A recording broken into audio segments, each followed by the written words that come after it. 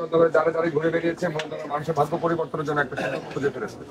আমাদের অত্যন্ত পরিশ্রমে দীর্ঘ ধৈর্য ধারণ করার মাধ্যমে অনেক অন্যায় অত্যাচার অবিচার সহ্য করে আপনারা 50 বছরের শৃঙ্খলবদ্ধতা ভেঙে দিয়ে আমাদের প্রিয় দল জাঙ্গিয়া সরকার সাহেবকে আপনারা নির্বাচিত করেছেন।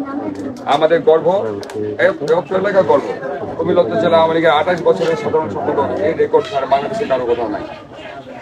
এবং বর্তমানে সে মাননীয় সংসদ সদস্য, আপনাদের জনপ্রতিনিধি। সবকিছু হওয়ার কারণেই আজকে আমার যে পিতা, আমি যে তার একমাত্র সন্তান, আমাকে আমার নির্বাচন, আমার উপজেলা পরিষদের নির্বাচন একটা রাজনীতিবিদের জীবনের সবচেয়ে বড় পরীক্ষা হচ্ছে তার নির্বাচন। স্কুল ছাত্রদের যেমন জীবনের জীবনের সবচেয়ে বড় পরীক্ষা, এই আমার নির্বাচনটা হচ্ছে একটা জীবনের সবচেয়ে বড় পরীক্ষা। এই পরীক্ষার সময় আমার রাজনীতির গুরু, আমার রাজনীতির অভিভাবক, যাকে দেখে আমার রাজনীতি, যার রক্ত আমার শরীরে ছিল বলে আজকে আমি আপনাদের সামনে এসে দুটো কথা বলার সুযোগ পেয়েছি, সে আমার বটবৃক্ষ আমার সাথে থাকতে পারবে, কারণ উনি মাননীয় সংসদের সদস্য। এর জন্য আমি মনে করি আপনারা যারা আমার অন্তরের লোক, আমার আত্মীয়, আমার রক্তের লোক, আমার প্রতিবেশীরা, আমার বাড়ির লোক, আপনারা সকলে একজন জাঙ্গিয়া সরকার সাহেব হয়ে, আমার বাবা হয়ে, আমার পাশে, আমার উপরে কাজ করে হয়ে, আমার ভরসার জায়গা হয়ে দাঁড়াবেন এইভাবে। আমার তরুণ ভাই বোনরা যারা আছেন, আপনারাও জানেন যে এতগুলো জায়গা, এত বড় উপজেলা, 22টা ইউনিয়ন, 300 অধিক গ্রাম, আমি একা কিশোর যাওয়া সম্ভব না। বিগত 5টা বছর অনেক জায়গায় গেছে। এমনকি করোনা মহামারীর সময় যখন অসুস্থ ব্যক্তিকে দেখতে কেউ যাইতো না, ছেলেকে দেখতে বাবা যেত না, মাকে দেখতে সন্তান যেত না, সেই সময় আমি তাই এখন নির্বাচনের মার্কা নিয়ে যদি আবারও মানুষের দশায় যেতে হয়, তাহলে মনে হবে কোনো মনে হয় একটা বড় বিপর্যয় আছে। বিপর্যয় শান্তি লগ্নে করোনা মহামারী এসব সময় আপনাদের ঘরে ঘরে গেছি। আর 123 কারণ সুখের দিন আপনাদের নেতা মানে নির্বাচিত হয়েছে। এখন কেন যাব? এখন যাবো এর জন্য যে আমি আপনাদের সন্তান। আমি এখানে জাঙ্গিয়া সরকার সাহেবের একটা সন্তান, আমি এই মুরাদনগরের প্রতিটা মুরব্বীর সন্তান। আপনাদের প্রতিজনের সন্তান হয়ে আপনাদের ঘরে ঘরে যে আপনাদের পায়ে ধুলাই নিয়ে আপনাদের সেবা দেওয়ার প্রতিশ্রুতি দিয়ে এই মুরাদনগরের বাড়িতে আসছি। আগামী যত বছর বেঁচে থাকবো, যতদিন বেঁচে থাকবো, আপনাদের সেবা দিয়েই যাবো ইনশাআল্লাহ। এর জন্য আমরা এমপি মন্ত্রী বা চেয়ারম্যান হওয়ার কোনো ইচ্ছা নিয়ে বা কোনো আশা নিয়ে বা কোনো রকম নেশা নিয়ে আপনাদের কাছে আসে নাই। শুধু একটা জিনিস করতে মূলত করে আসছি, মূলত মানুষকে পাশে থেকে ভালোবাসা দিয়ে মানুষের পাশে থেকে সেবা দিব, সেটা করার চেষ্টা করেছি। যতটুকু করতে পারতাম সরকারিভাবে আপনারা আমাকে 5 বছর আগে নির্বাচিত করছিলেন, তখন যতটুকু করার আমার এখতিয়ার ছিল পুরোটা করতে পারি নাই, কারণ অনেক ছিল রাজনৈতিক বৈধতা ছিল। এখন ইনশাআল্লাহ তাআলা 50 বছরের পিছিয়ে থাকা মুরাদনগর, উন্নয়ন বঞ্চিত মুরাদনগরকে একটা উন্নত তিলোত্তমার ডিজিটাল স্মার্ট মুরাদনগর বিনির্মাণের জন্য আমাদের যে নেতাকে দরকার ছিল, গণমানুষের নেতা, গরিব দুঃখী মানুষ মারা গেলে যে নেতা জানাজায় উপস্থিত হয়, যে নেতা কর্মীদের লাশ সাথে নেয়, সেই নেতাকে আমরা সদস্য বানাতে সক্ষম হয়েছি। এই মুরাদনগর মাটিকে ভালোবাসে, মুরাদনগর মানুষকে ভালোবাসে। মুরাদনগরের মাটি বিক্রি করে কোথাও কোনো অবৈধ ব্যবসা স্থাপন করার জন্য এখানে আসে নাই।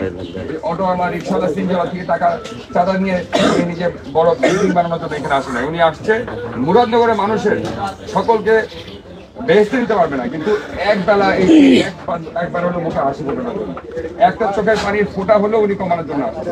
তাই উনার এই মহৎ কাজে উনার পাশে থাকে আপনারা যে সহযোগিতা করেছেন, সারা জীবন করেছেন, এখন আগামী দিনগুলো আমাদের পাশে থাকবেন বলে আশা করি।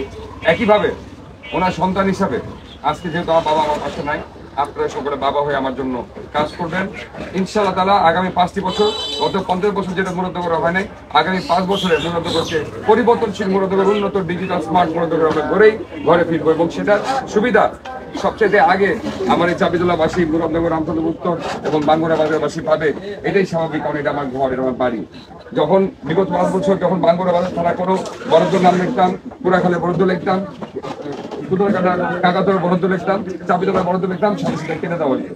এবার আর কোনো কাটা হোক বা না হোক, এই আমার বাঙ্গুরা বাজার থানা প্রতি তালিকায় 1 নম্বর পজিশন থাকবে ইনশাআল্লাহ।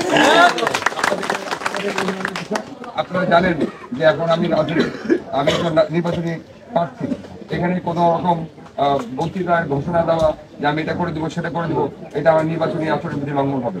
কিন্তু আমি কিছু করে দিতে পারি বা না পারি, ইনশাআল্লাহ আল্লাহ অশেষ কৃপায় আল্লাহ সুবহানাহু ওয়া তাআলা যদি আমাদের মাননীয় সদস্যকে সুস্থ রাখে, আমি চেয়ারম্যান হই বা না হই, আপনাদের ঘরের সন্তান হয়ে এমপি সাহেবের রাস্তা টেবিলে বসে তার সাথে ঝগড়া করে হলে আপনাদের রাস্তাঘাটে উন্নয়ন করে দেবেন ইনশাআল্লাহ। দোয়া করবেন আমাদের মাননীয় সংসদ সদস্যদের জন্য, দোয়া করবেন আমার জন্য। ইনশাআল্লাহ আগামী 29 তারিখ এরকম তাপদাহ থাকবে, প্রচন্ড গরম থাকবে। আপনারা জানেন একটা মহল অলরেডি বিভিন্ন জায়গায় ঘুরে ঘুরে নির্বাচন বর্জন করার জন্য, ভোট বর্জন করার জন্য, ভোটে দেওয়ার কোনো ভোটের প্রয়োজন নাই, ভোট লাগবে না, সেরকম মুখে বিতরণ করতেছে। বিভ্রান্তিতে পড়বেন না, কারণ এটা আমার বাড়ি, এটা আমার ঘর।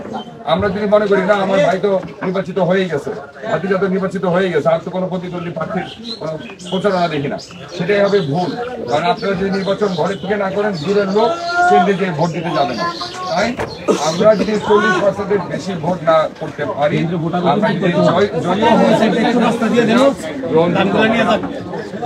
যাই ফলাফল হওয়ার জন্য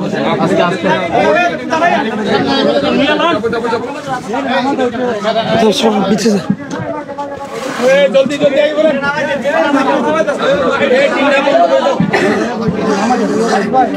বন্ধ করে দাও।